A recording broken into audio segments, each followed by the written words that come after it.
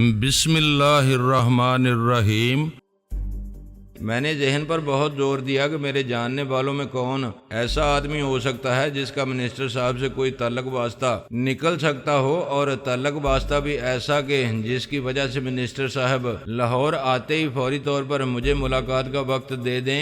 انہیں اس سازش سے خبردار کرنے کے لیے اور کوئی غیر روایتی قسم کی حکمت عملی طے کرنے کے لیے میرا ذاتی طور پر ان سے ملاقات کرنا ضروری تھا۔ اس کے بغیر بات نہیں بن سکتی تھی۔ جس سازش کا مجھے اشارہ ملا تھا اسے کسی غیر روایتی حکمت عملی کے ذریعے ہی ناکام بنایا جا سکتا تھا، جس کی سازشیوں کو بالکل توقع نہ ہو، ورنہ اہم شخصیات کی حفاظت کے روایتی انتظامات تو موجود ہی ہوتے ہیں۔ فارن منسٹر کا تعلق چونکہ بین الاقوامی معاملات سے ہوتا تھا، اس لیے ان کے حفاظتی انتظامات غیر معمولی ہوتے تھے، لیکن بہرحال وہ سب بھی روایتی ہی ہوتے تھے، جن کا سازشیوں کو بھی اچھی طرح علم تھا۔ اگر منسٹر صاحب کو قتل کرنے کے لیے کوئی روایتی طریقہ استعمال کرنے کی کوشش کی جاتی، تب تو ان کے انتظامات کے ذریعے اسے ناکام بنایا جا سکتا تھا۔ مثلا مہمانوں میں کوئی دشمن کا اعلی کار ہوتا یا کوئی شخص کسی بحروب میں تقریب میں گھس آنے میں کامیاب ہو جاتا اور خنجر یا پستول وغیرہ سے منسٹر صاحب پر حملہ آور ہونے کی کوشش کرتا، تب تو سیکیورٹی والے عمدگی سے اس سے نمٹ سکتے تھے اور شاید اس کوشش کو ناکام بھی بنا سکتے تھے۔ لیکن خاتمے میں مجھے خبردار کیا گیا تھا کہ ایسا کوئی طریقہ اختیار نہیں کیا جائے گا۔ کچھ نہیں کہا جا سکتا تھا کہ طریقہ کیا ہوگا۔ بات چونکہ بہت مبہم تھی اور بے پناہ سوچ بچار اور احتیاط کا تقاضا کرتی تھی، اس لیے میں سیکیورٹی والوں پر زیادہ بھروسہ نہیں کر سکتا تھا۔ وہ لوگ عموماً لکیر کے فقیر ہوتے ہیں۔ چند لمحے سوچنے کے بعد مجھے طارق نذیر صاحب کا خیال آیا۔ وہ ان دنوں چیمبر آف کامرس کے صدر تھے اور بڑی جان پہچان والے آدمی تھے۔ وہ ان سے بھی جان پہچان رکھتے تھے جن سے انہیں کوئی کام نہیں ہوتا تھا اور نہ ہی آئندہ کبھی کوئی کام پڑنے کا امکان نظر آتا تھا۔ اس وقت رات کا 1:30 بج رہا تھا، لیکن مجھے معلوم تھا کہ طارق نذیر صاحب رات جگہ کرنے والے آدمی تھے۔ رات کے 1-2 بجے تو ویسے ہی ان کی کوئی نہ کوئی مصروفیت چلتی رہتی تھی۔ اس کے بعد وہ خواب آور گولیاں کھاتے تھے اور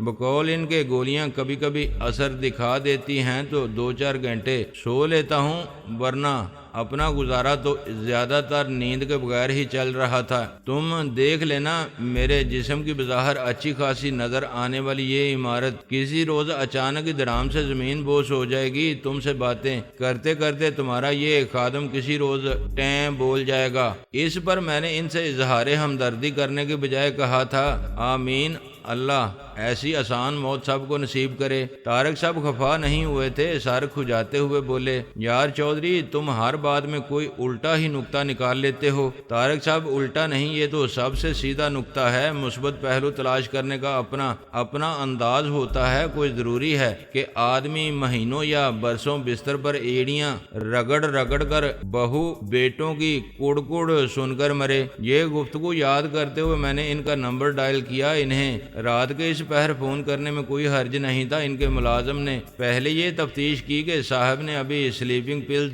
تو نہیں کھائیں۔ جب یہ تصدیق ہوگی کہ ابھی ان کے بیڈ روم سے سلیپنگ پلز کھانے کی خبر نشر نہیں ہوئی ہے تو نوکر نے فون بیڈ روم میں ملا دیا۔ طارق صاحب چھوٹتے ہی بولے، یار چودھری، تمہاری عمر لمبی ہے، میں ابھی تمہارے ہی بارے میں سوچ رہا تھا۔ میں کل ہی جاپان سے واپس آیا ہوں۔ میں تو دیکھ کر حیران رہ گیا کہ جاپان جیسے ملک میں سوتی ساڑیوں کی زبردست مارکیٹ اچانک ہی پیدا ہو گئی ہے۔ ہمیں تو ایکسپورٹ پروموشن بیورو والوں نے ہوا تک نہیں لگنے دی۔ خیر، ان بیچاروں کو تو خود بھی معلوم نہیں ہوگا، اور ادھر انڈیا دھڑا دھڑ۔ طارق صاحب، میں نے ان کی بات کاٹتے ہوئے کہا، خدا کے لیے کم از کم بیڈ روم میں پہنچ کر تو کاروبار کو بھول جایا کریں۔ اگر یاد کرنا ہی ہے تو سوتی ساڑیوں کے بجائے ساڑیوں والیوں کو یاد کیا کریں۔ بلکہ آپ جیسے شادی شدہ انسان کا اخلاقی فریضہ تو یہ ہے کہ بیڈ روم میں پہنچنے کے بعد بیوی کے علاوہ کسی اور موضوع پر نہ سوچے۔ برادرم، وہ آہ بھر کر بولے، اب تو یہ موضوع بھی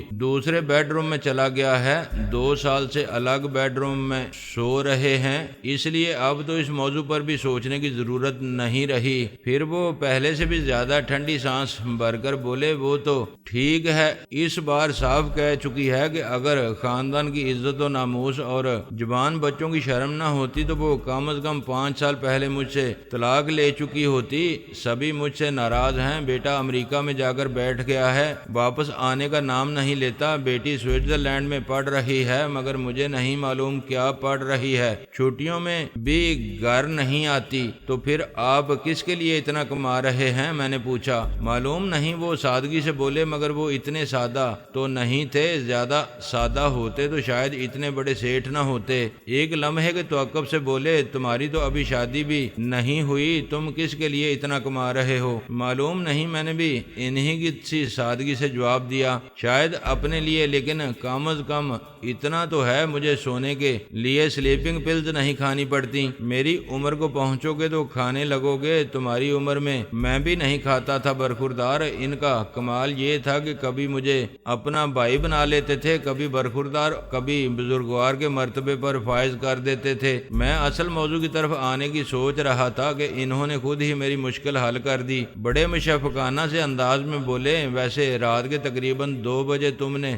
میرے اندرونی معاملات خریدنے کے لیے تو فون نہیں کیا ہوگا، یہ وقت تو کچھ اور کام ہی بتا رہا ہے، لیکن تم سے مجھے یہ امید نہیں ہے۔ طارق صاحب، میری یہ مجال کہاں، وہ اصل میں ایک چھوٹا سا مسئلہ آن پڑا تھا، میں نے سوچا آپ سے پوچھ لوں۔ اس کے ملنے جلنے والوں میں کوئی ایسا آدمی ہے جو صبح وزیر خارجہ صاحب سے میری ملاقات کا انتظام کرا سکے؟ وزیر خارجہ صاحب سے؟ وہ تعجب سے بولے، کیا کسی سپر پاور کو تمہارے کاروبار پر کوئی اعتراض ہو گیا ہے جو وزیر خارجہ صاحب سے سفارش کرانا چاہتے ہو؟ کسی بھی قسم کی سفارش وغیرہ کا سلسلہ نہیں ہے، میں نے ان کے احتجاجیہ لہجے کے جواب میں سنجیدگی سے کہا۔ پرائیویٹ سی بات ہے، ویسے تو خیر سفارش بھی خاصا پرائیویٹ معاملہ ہوتی ہے، تمہارا معاملہ کیا اس سے بھی زیادہ پرائیویٹ ہے؟ کسی غیر ملکی شہزادی وغیرہ پر تو عاشق نہیں ہو گئے؟ پھر وہ جواب کا انتظار کیے بغیر بولے، ویسے تو خیر انسان جس عورت پر عاشق ہو جائے وہ شہزادی نظر آتی ہے، لیکن پھر بھی میں نے سوچا پوچھ لوں تو بہتر ہے۔ طارق صاحب، زندگی میں پہلی بار آپ سے کام پڑا ہے، اور زندگی میں پہلی بار ہی میں ذرا زیادہ سنجیدہ ہوا ہوں، تو آپ مذاق کرنے لگے ہیں؟ خدا کے لیے ذرا سنجیدگی سے میری بات کا جواب دیجئے، میں نے درخواست کی۔ یار، جو آدمی سارا دن دفتر میں رونی صورت بنائے بیٹھا رہتا ہو، گھر آتا ہو تو گھر کی دیواریں بھی اس سے سیدھے منہ بات نہ کرتی ہوں، ایسے آدمی کو کم از کم رات کے 2 بجے تو تھوڑا بہت مذاق کرنے کی اجازت ہونی چاہیے، خصوصاً جب کہ تمہارا سوال اتنا مزاحیہ ہے۔ طارق صاحب کے لہجے میں بہرحال بلا کی سنجیدگی تھی۔ دنیا کا دستور یہی ہے طارق صاحب، میں نے ٹھنڈی سانس لے کر کہا، کوئی سخت مشکل میں ہوتا ہے لیکن دنیا کو اس کا مسئلہ بڑا مزاحیہ نظر آتا ہے، دنیا اس پر ہنستی ہے، میرا خیال ہے آپ میری کوئی مدد نہیں کر سکتے۔ اچھا، خدا حافظ۔ ٹھہرو، ابھی فون بند مت کرنا، وہ جلدی سے بولے، آخر تمہاری بات کا جواب دینا بھی تو میرا اخلاقی فرض ہے، کہتے ہیں انسان گڑ نہ دے گڑ جیسی بات تو کر دے، میں تمہیں گڑ تو نہیں دے سکتا، یعنی تمہارا کام تو نہیں کر سکتا، لیکن گڑ جیسی بات ضرور کر رہا ہوں، یعنی نہایت عاجزی و انکسار اور مٹھاس سے تمہیں بتا رہا ہوں کہ ایسا کوئی آدمی میرا اتنا اچھا واقف نہیں ہے جو اتنے ہنگامی انداز میں فارن منسٹر صاحب سے تمہاری میٹنگ ارینج کرا سکے۔ البتہ اگر صنعت و تجارت کے منسٹر صاحب سے ملنا ہے تو بتاؤ، ان سے اپنی سلام دعا اچھی ہے، ان سے ملاقات چند گھنٹے کے نوٹس پر ہو سکتی ہے، تمہیں معلوم ہے اپنے متعلقہ وزیر تو وہی ہیں، فارن منسٹر صاحب سے ہمیں کیا لینا ہے؟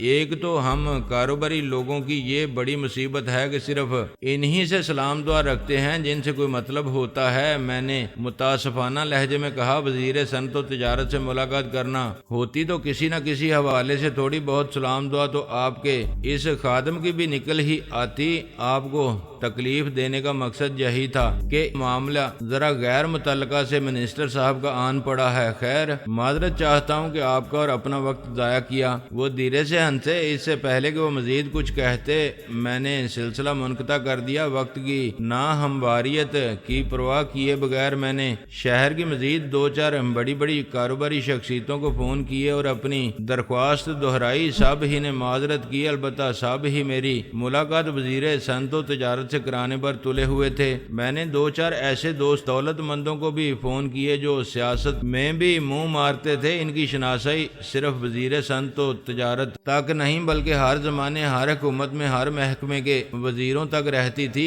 انہوں نے بتایا کہ کام تو کوئی مشکل نہیں تھا، لیکن اس کے لیے بہرحال وقت درکار تھا۔ انہیں فارن منسٹر کا شیڈول معلوم کرنا پڑے گا، پھر اس میں گنجائش دیکھ کر کہیں مجھے فٹ کرنا پڑے گا۔ اس سلسلے میں یقین سے کچھ نہیں کہا جا سکتا تھا کہ ان سے میری ملاقات کب ممکن ہو سکے گی۔ ایسی غیر یقینی کوشش کا کوئی فائدہ نہیں تھا، اس لیے میں نے اس ذریعے پر بھی انحصار نہیں کیا۔ ٹیلی فون بند کر کے ایک بار پھر نیم دراز ہو کر سوچنے لگا کہ مجھے کیا کرنا چاہیے۔ مسئلہ یہ تھا کہ میں اپنی کہانی لے کر سرکاری حکام کے پاس نہیں جانا چاہتا تھا۔ اس طرح میں لمبے چکروں میں پھنس جاتا جس کا میں متحمل نہیں ہو سکتا تھا۔ اس کے علاوہ مجھے کچھ تجربہ بھی تھا اور کچھ میرا دل بھی کہتا تھا کہ ایسے نازک اور پیچیدہ مسائل کو ہماری سرکاری مشینری مزید الجھا تو سکتی تھی، مزید خراب بھی کر سکتی تھی، لیکن ان کا کوئی حل نہیں نکال سکتی تھی، کیونکہ مشینری بذات خود ان مسائل سے بھی زیادہ الجھی ہوئی تھی۔ پھر مجھے ستارہ کا خیال آیا۔ فلمی ستاروں اور خصوصاً خاتون فلمی ستاروں کے شناساؤں کے حلقے میں ہر طرح کے لوگ شامل ہوتے ہیں۔ میں نے سوچا اگر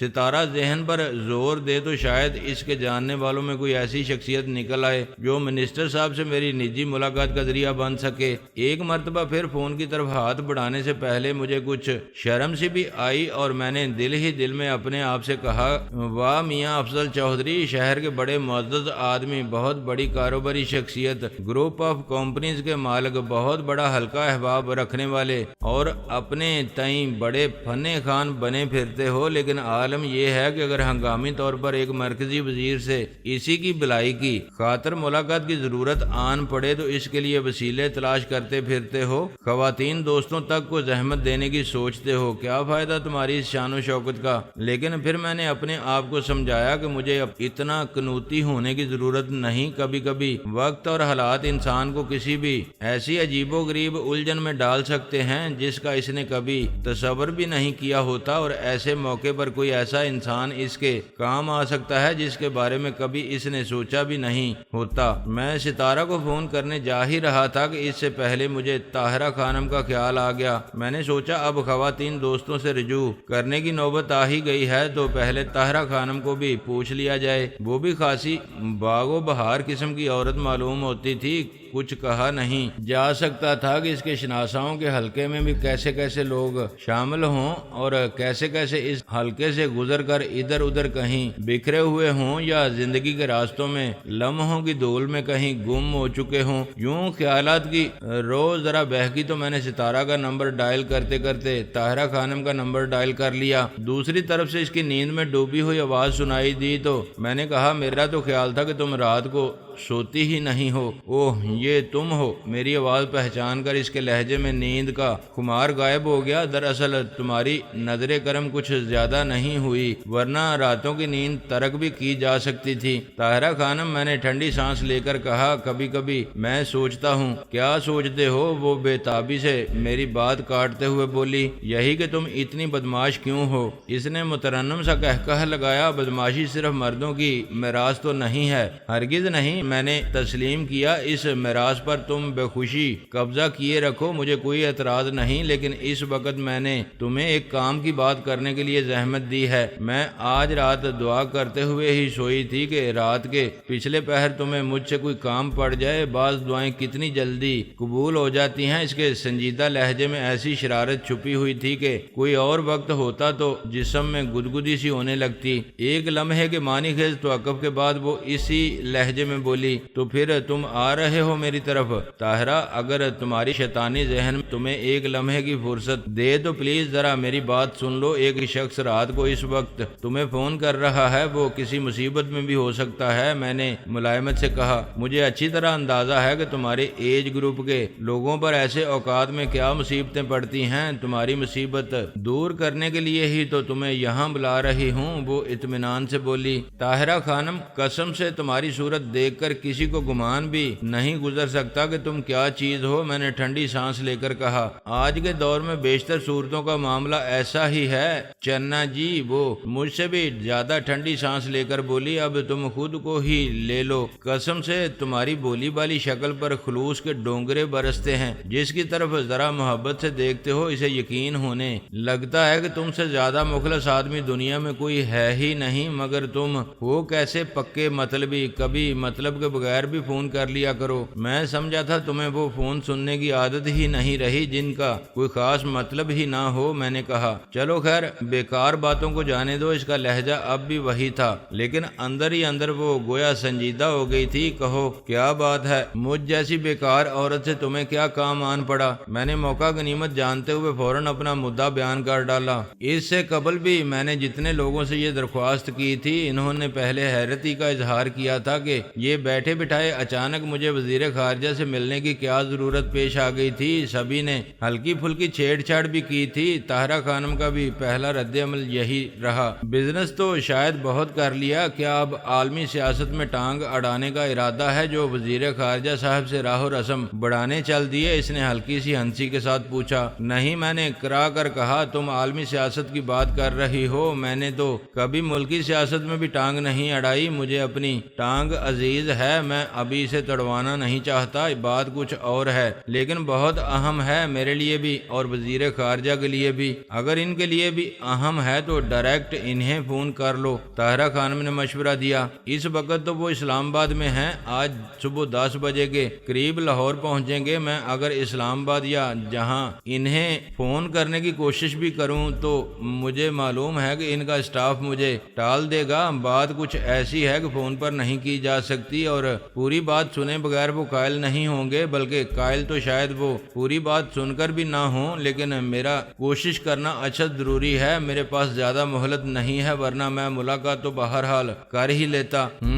طاہرہ خانم نے ہنکارا برا، وہ یقیناً ذہن پر زور دے رہی تھی، پھر یکدم جیسے اسے یاد آیا، بھائی کمال ہو گیا، بالکل سامنے کا آدمی ہے لیکن میرے ذہن میں اس کا نام ہی نہیں آ رہا تھا۔ برسوں سے اس سے ملاقات نہیں ہوئی نا، وہ ہمارا دور پار کا رشتہ دار ہی ہے، نذیر خان اس کا نام ہے، لیکن نوجوانی میں ہم اسے نذیر پہلوان کہا کرتے تھے کیونکہ اسے پہلوانی اور باڈی بلڈنگ وغیرہ کا بہت شوق ہوا کرتا تھا۔ مجھ پر عاشق تھا وہ اس زمانے میں۔ اور تم؟ میں نے ایک لمحے کے لیے اصل موضوع کو بھولتے ہوئے پوچھا۔ میں نے کبھی اسے لفٹ نہیں کرائی تھی، ویسے تو گپ شپ تھی، ہنسی مذاق تھا، آخر رشتہ دار تھا، لیکن میں نے اس کے عشق کا جواب کبھی عشق سے دینے کی کوشش نہیں کی۔ وہ روانی سے بولی، کیوں، کیا شکل کا برا تھا؟ میں نے کریدا، نہیں فقرا تھا، بالکل ایک نمبر کا کنگلا، اس نے اطمینان سے جواب دیا۔ عمر مجھ سے بہت بڑا تھا، شادی شدہ تھا، بڑے بڑے بچے تھے اس کے، سرکاری نوکری کرتا تھا، معلوم نہیں کون سا ڈپارٹمنٹ تھا اس کا، مگر شاید رشوت نہیں کھاتا تھا یا شاید